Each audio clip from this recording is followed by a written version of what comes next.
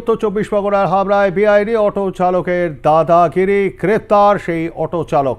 আপনাদেরকে আরও একবার জানিয়ে রাখি, উত্তর চব্বিশ পরগনার হাবড়ায় অটো চালকের দাদাগিরি, গ্রেপ্তার অটো চালক। বিপাকে হাসপাতালের রোগী নিয়ে যাওয়া টোটোর চালক।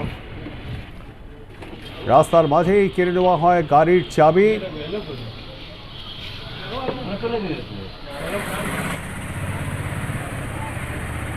কি ঘটেছে আমরা বিস্তারিত জানবো। আমাদের সঙ্গে রয়েছেন আমাদের প্রতিনিধি সত্যজিৎ চক্রবর্তী। সত্যজিৎ, ঠিক কি ঘটেছে?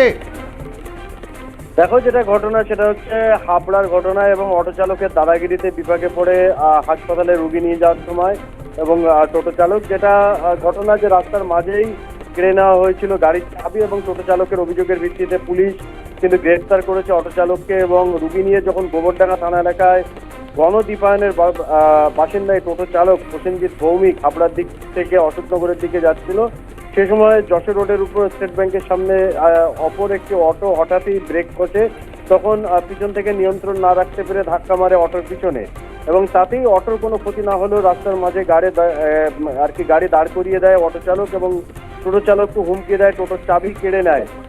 এবং এই ঘটনার পর কিন্তু হাবড়া থানায় একটা লিখিত অভিযোগ হয়। লিখিত অভিযোগের ভিত্তিতে অটো চালককে গ্রেফতার করা হয়েছে এবং এই যে টোটো চালকের বিরুদ্ধে এমন হেনস্থা এবং অমানবিক কাজের জন্য কিন্তু একটা দৃষ্টান্তমূলক শাস্তি দাবি করেছে যাত্রীরা। সব মিলিয়ে এই যে ঘটনা, টোটো এবং অটো যে বচসা, সেই বচসার জেরে কিন্তু একটা উত্তপ্ত পরিস্থিতি হয় টোটো চালক এবং অটো চালকদের মধ্যে। প্রবীর, ধন্যবাদ আমাদের সঙ্গে থাকবার জন্য। কথা বলছিলাম আমাদের প্রতিনিধি সত্যজিৎ চক্রবর্তীর সঙ্গে।